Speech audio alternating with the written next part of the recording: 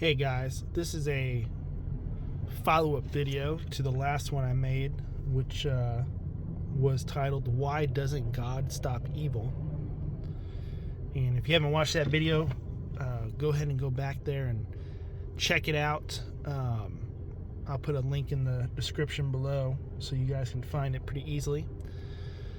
But in that video, I focused primarily on why doesn't God stop the evil that humans do to each other.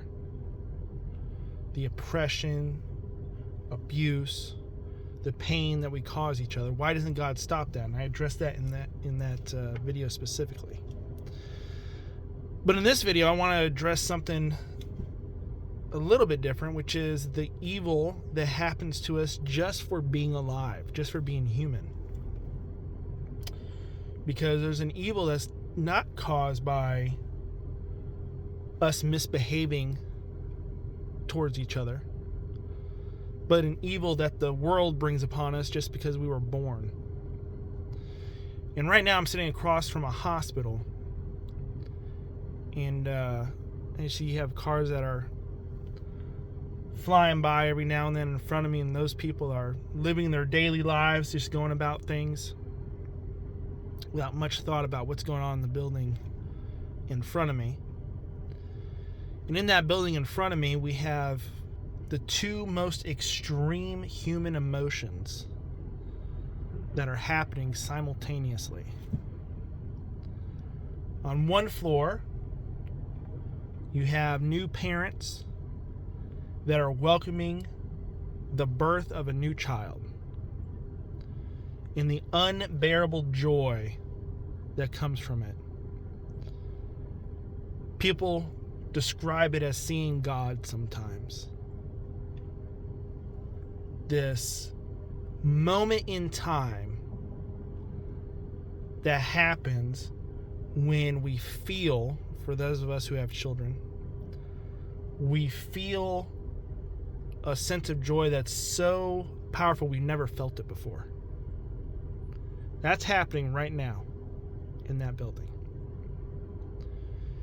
And yet simultaneously on a different floor in that same building, you have parents that are receiving the news that the treatment for their child is no longer working. That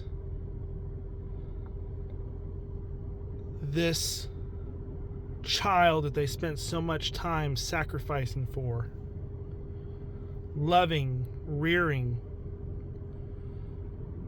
spent so much energy on,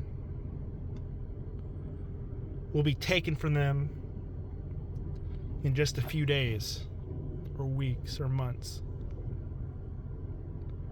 And this soul-crushing news that makes even the concept of carrying on with life almost unthinkable. Both happening right now in that building across the street.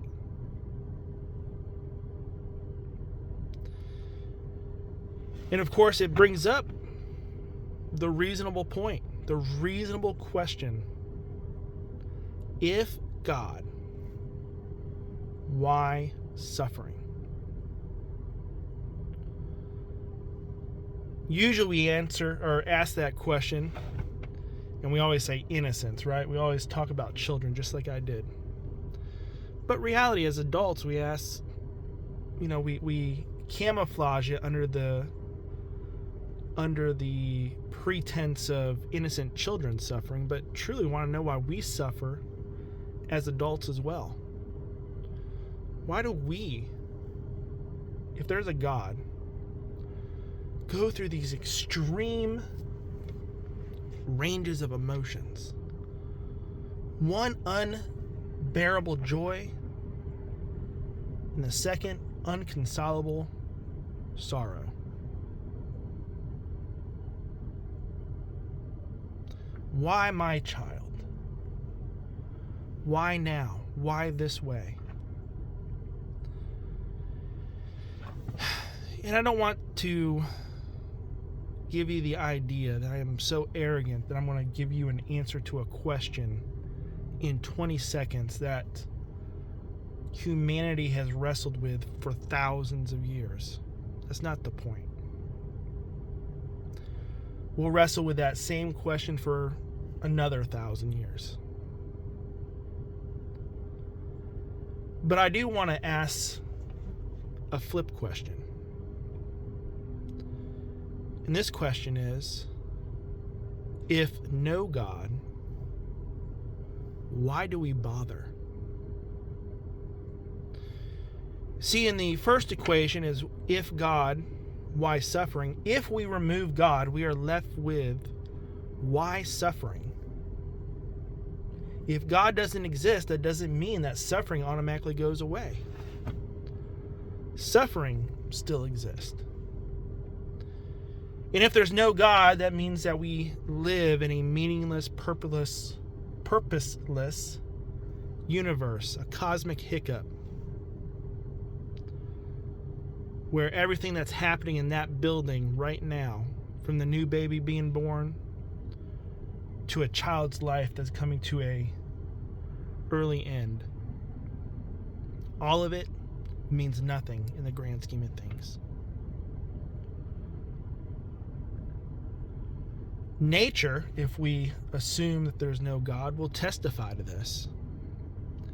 This indifference, this purposelessness.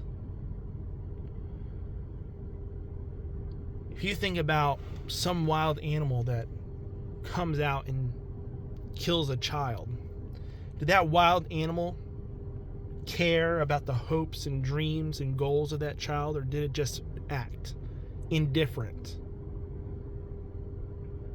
to what that child would feel? Does a brain tumor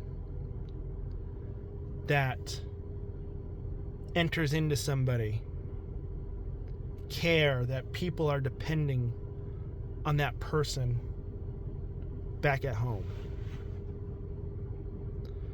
Does gravity care if you're out hiking and fall off a cliff that your friends were expecting to see you that night for dinner? The universe, without God, doesn't care. It's indifferent. So when we remove God from the equation and suffering still exists, that means that God himself doesn't change the final answer. Suffering just exists. And if the removal of a factor in an equation doesn't change the outcome of that equation, then you can logically say that that factor is not to blame for the answer to the equation. But then we ask the flip question. If no God, why do we bother? Why did somebody come up with the idea to build that hospital in the first place? Why do so many people decide to become nurses and doctors and administrators? To help people live longer in a purposeless, meaningless, cosmic hiccup of a life, if God did not exist. See, now when we put God back into the equation, God exists, so why do we bother? We actually can change the outcome of the answer. And the outcome of the answer is purpose. There's purpose in all of this. And human history testifies to that.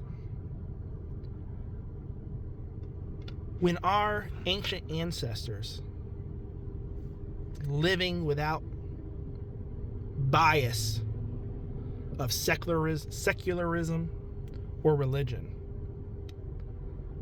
They just had the raw data, just nature. No hiccups of institutionalized religion or belligerent atheism. They simply lived with the data. And they experience far greater loss on a day-to-day basis than we do. And what did every single one of those prehistoric civilizations determine? Every single one. They didn't determine purposelessness, meaninglessness, cosmic hiccup. When they looked at the raw data that they lived with, every one of them posited that this thing, this life that we live, must have a purpose, must have meaning. And if this life has meaning and purpose, it must mean that there's a purpose giver. That's what every single one of our ancestors concluded when they were unbiased by years of philosophical debates and scientific reasoning.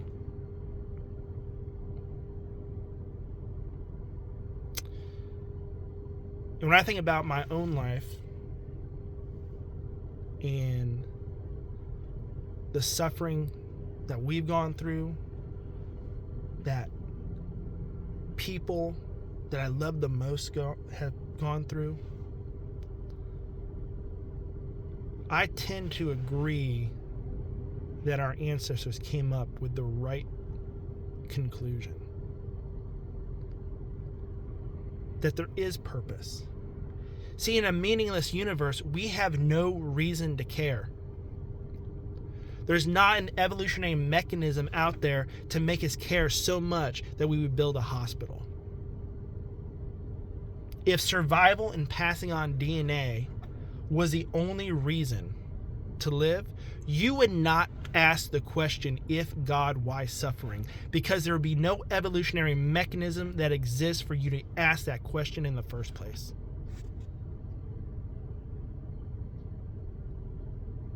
It is strictly a human concept.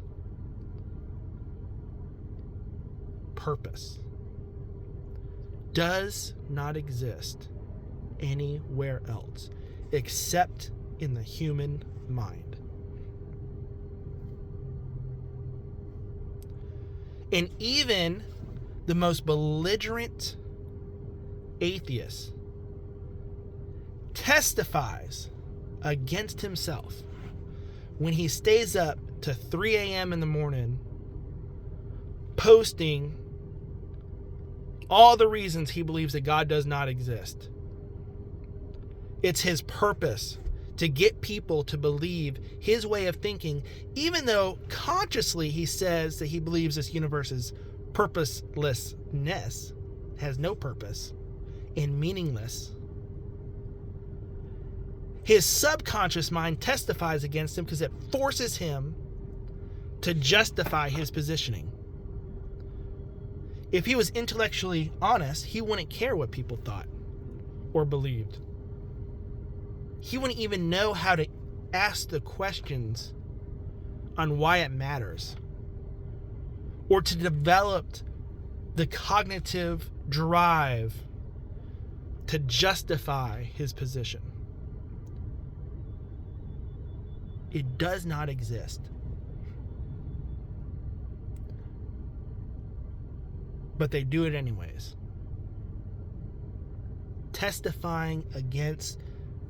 Subconsciously testifying against the very thing they consciously say they believe. Purposelessness, meaninglessness, cosmic hiccup.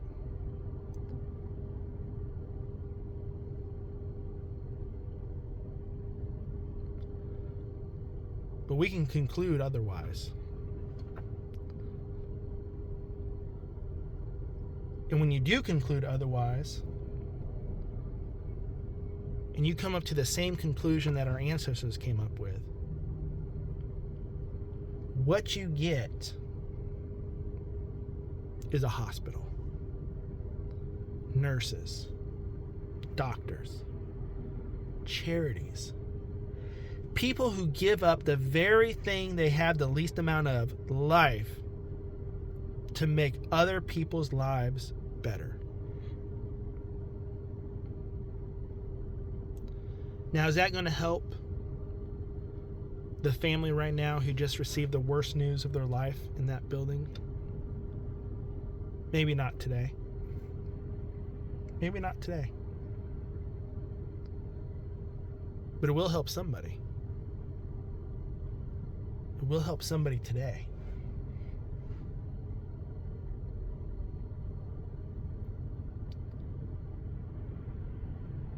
I'm just going to close with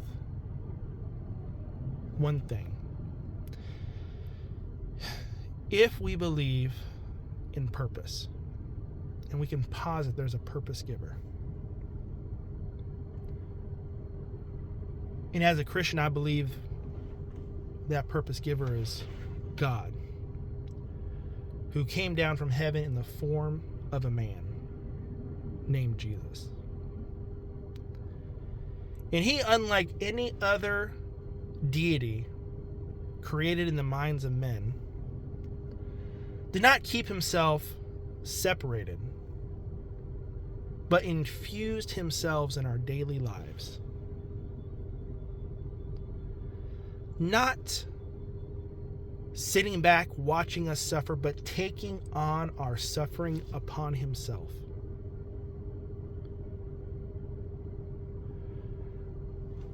The Bible says he was a man of sorrow and a friend of grief.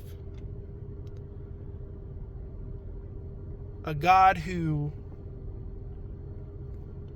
wants you to know that you're not alone so intensely that he chose himself to come and suffer,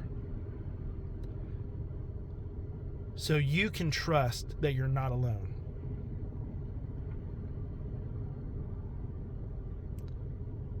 That he does have your best interest at heart.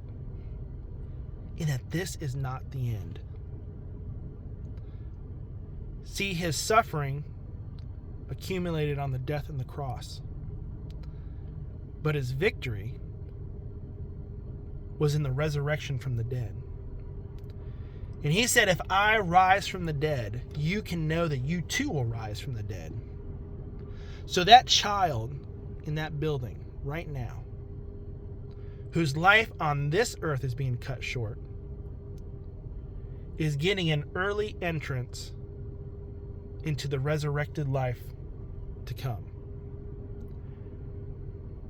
If you were to think, looking at these leaves on these trees, and say one leaf represented the lifespan of a human being, and you were to take that leaf and fill up that hospital from floor to ceiling, that would not come close to representing the longevity of eternity. Meaning that the short 5 years, 7 years, 12 years of suffering that a child goes through, God has all of eternity to make it up to him. And the Bible says that he does make it up to him. For eye hath not seen nor ears heard what God has prepared for us. In the more injustice that a person receives in this life,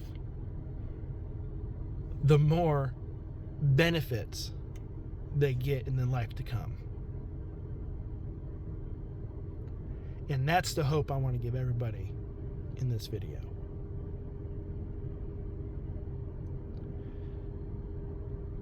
With that, we're going to close it. I appreciate y'all's time. If this has helped you out, please like and share, and we'll see you on the next one.